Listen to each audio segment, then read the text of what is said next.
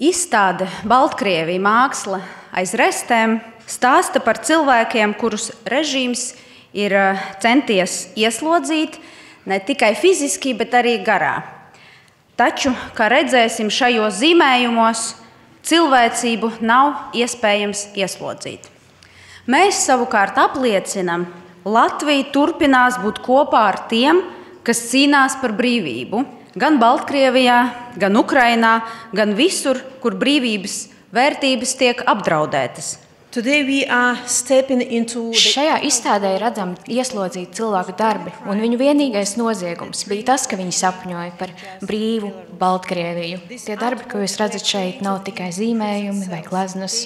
Tas ir apliecinājums, tas ir pretošanās simbols, un tas ir arī solījums. Solījums, ka Baltkrievija nepadosies, Baltkrievija turpinās savu cīņu, kamēr visi politieslodzītie tiks atbrīvoti.